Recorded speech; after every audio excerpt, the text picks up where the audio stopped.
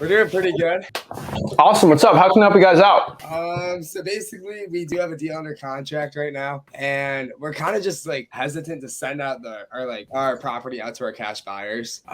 We haven't really vetted too many cash buyers yet, and we're kind of just curious. We just have a couple questions about the process of dispositions, and like we're kind of just scared we're gonna get our deal stolen and stuff like that. So I just had a couple of questions. You should only be scared if you're not willing to do it the right way. So we're having troubles because it's like he owns the biggest like real estate place in all of Des Moines. The person, The seller? No, the buyer. Okay.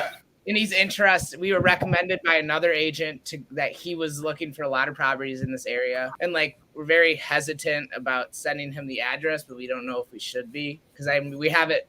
Everything's set up at the title company and everything. So, but we just don't know to trust him or not. We asked for a proof of funds. He kind of was like, I can't give you a number until I walk through it. And like, he can't walk through it without us telling him the address. So he said it was understandable that we asked for it, but since we don't have a number, we can't really like send him. Did you see how many properties he owns or bought in for cash? So we see a lot of people, like we see the people that work for him in his like below him. And they're listing a lot of properties. Team. They're listing a lot of properties on. I don't care about the list. How many what company does he have and how many has he bought in?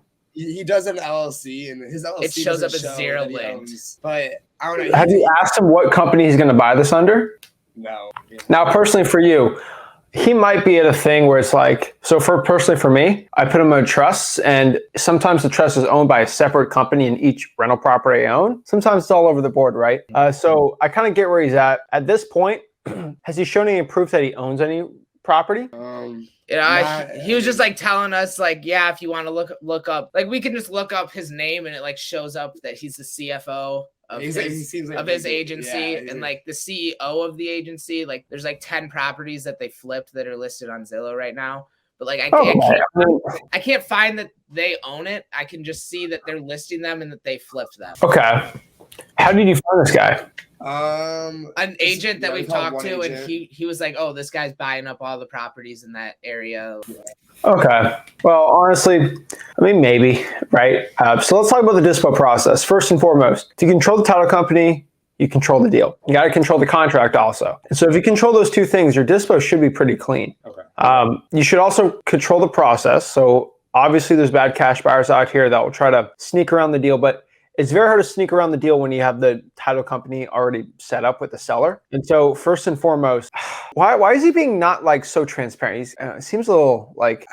That's the problem. Like, and he has thousands of followers. And like, he's a big deal. He is a big deal. I know people with thousands of followers in wholesaling don't own one rental property, right? And he says he does own some rentals in the same like neighborhood and area that we're in, and then he also like he's trying to buy one right now to sell. Obviously, how many followers does he have? Like 5,000. Okay, that's dude. I had a DM from a guy that bought 70,000 fake followers. They're all from the Philippines. I can care less, right? That's fair. And so fake followers, everyone's fake in this world right now. So you know what's the one thing you can't fake? You can't fake a HUD. You can't fake it. And so I hate to tell you this, but from what I've been talking to you lately on this, it seems like you have a really good deal, right? Yeah.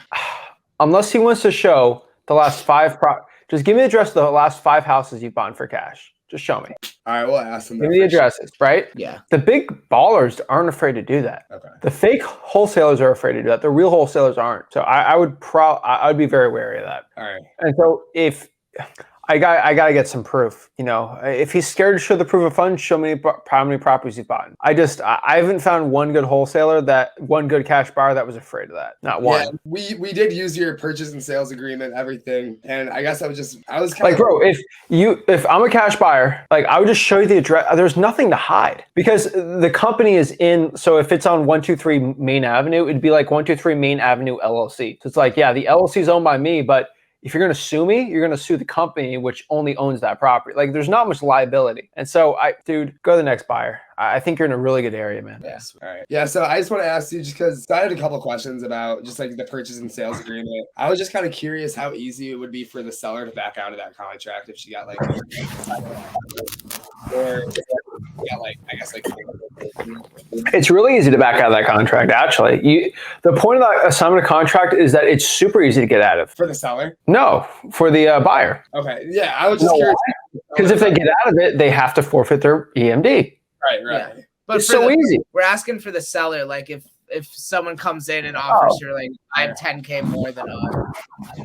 Like, yeah. So I mean, honestly, I hate to tell you this, but like until a seller could technically say, I'm never selling to you ever, and I refuse, a seller has to sign a deed over for it to be sold. You can't, oh, you signed a contract, automatically forfeit the house for this price. It doesn't work like that. You still have to sign a deed over.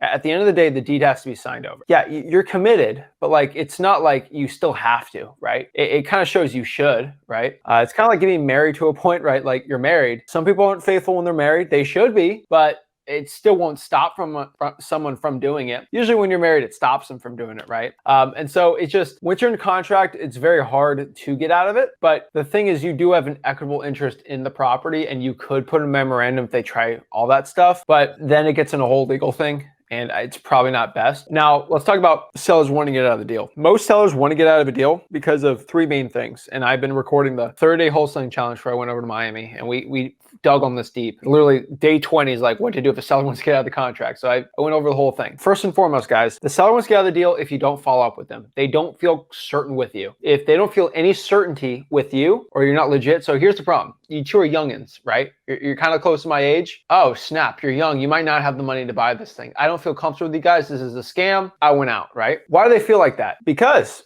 she probably should. You're young. You might not have the money for this. How are you going to show that you're legit? First and foremost, have the title company call her. Oh, what? This is a real title company? Like the transactions? Oh, these guys are actually professionals. Okay, wow.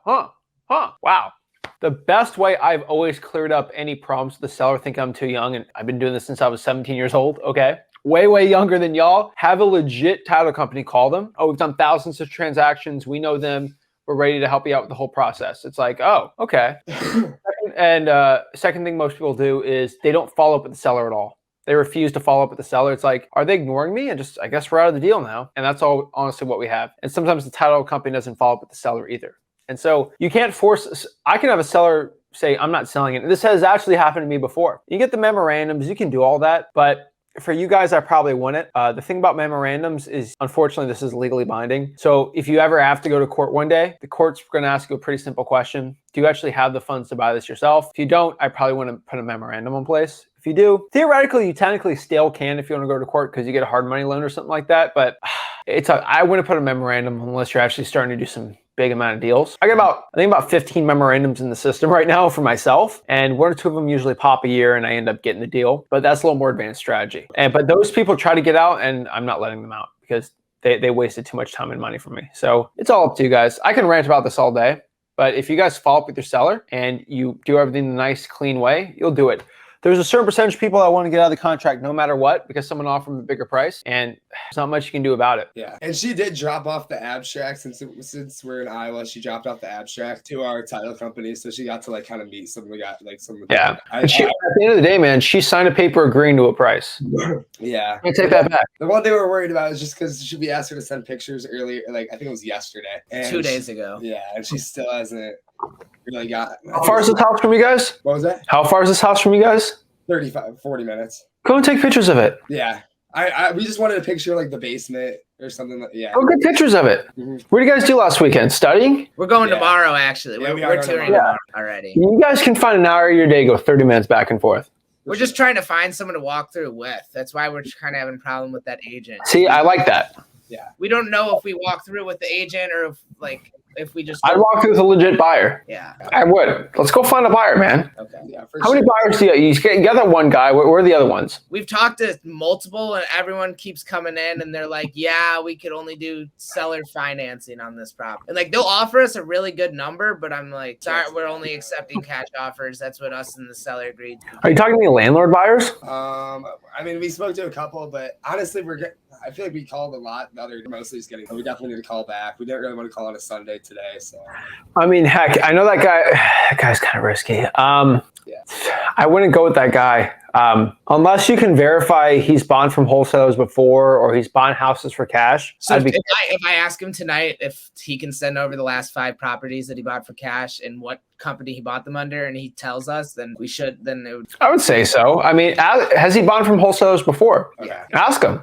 That was like the first question he asked was like, "Are you wholesaling this deal, or did you buy it?" Did he have a problem with you wholesaling it? He didn't say anything. No, about it, I mean, we talked more about the property. This guy's weirded me out. I'm just being honest. Most cash buyers, they're like, "Oh, you're a wholesaler? That's great." Like they actually are happy you're wholesaling because they're bringing you deals.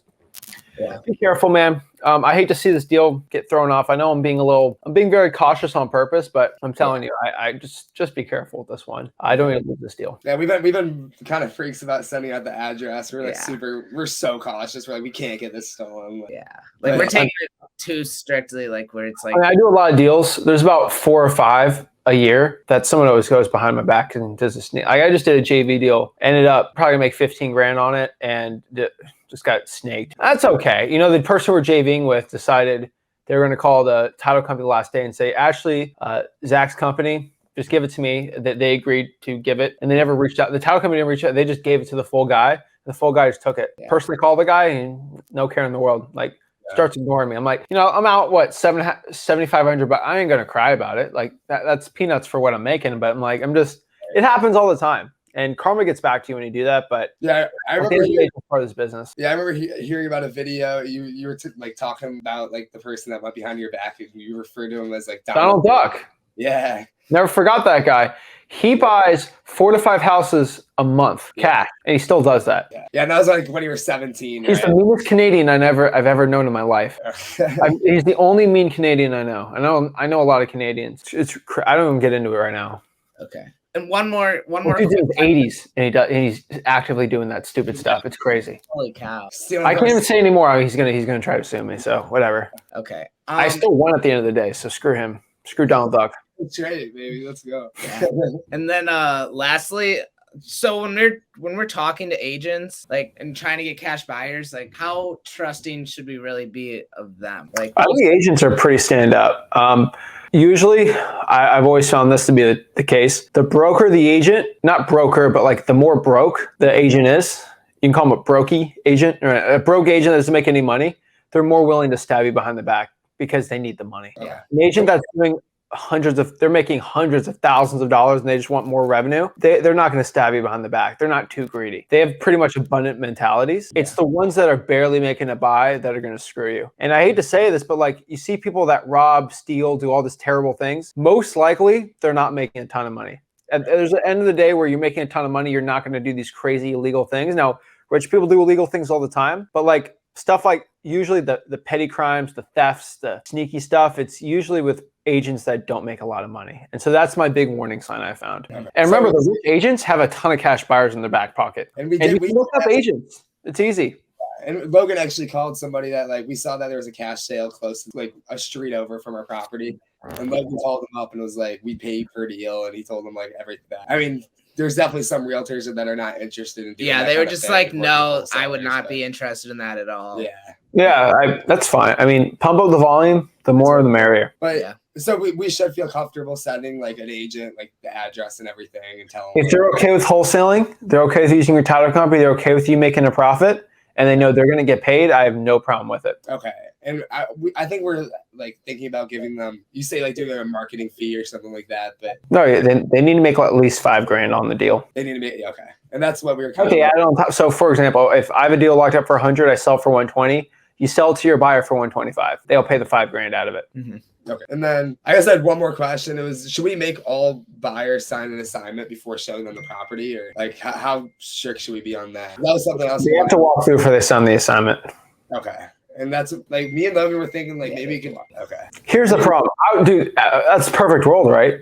That's always the perfect world. But remember, they're buying a contract from you. And so it's like, I mean, are you going to blindly try to buy a house without even looking? No. Yeah. And remember, they're putting up a $4,000 or $5,000 non-refundable deposit. It's kind of snaky to do that. Now, if they go through the house, they see it, they look, they're like, yes, I'm okay with this. Then they give you $5,000 and then they went out. There's no way I'm letting them out and I'm legally good. But if you go to a judge and they're like, well, he didn't see the house and he didn't know it had all these problems, then you won't win a case on their $5,000 non-refundable EMD. But you do the other way around. Okay. I'm playing 16 chess. I know how to. The process is done. It seems simple, but it's done in a very advanced way. Okay. Yeah, we're kind of just trying to be as safe as possible right now, and I don't know. We're really trying to limit. I get it. You don't want to be too safe, though. Yeah, that's what we're. I think that's where we're like at right now because we've only sent like the address out to like maybe 2 people. All right, bro. You gotta be straight shooters. Like, hey, how many properties you bought in cash? Show me the address. Show me the last 4 or 5 addresses. Just show me what they are. Where are they? Tell me. And then I mean, once we find out that they're legit, just send them the address and not. I would. At that point. That's most of those bigger guys. You put some trust into them. Yeah. Okay. And that's our biggest thing. So I mean, realtors, you think it's okay to tell them the address, or at least like the successful ones you were saying? Like, yeah. I would say, reach out to these guys right here to, get a cash buyer in the deal. But the majority of people watching this, are wholesalers. That's why you're watching this. You're gonna have to go through all the wholesalers trying to daisy chain you. So that's why I'm not like promoting it on this, right? Mm-hmm. So keep it up, guys. Keep up the volume with the cash buyers. I would seriously consider more landlord buyers and go from there. Okay. Sounds good. For sure. And if you don't have a buyer by next week, we're gonna have some serious talks. We're gonna have to go forward in the paint, man. Yeah.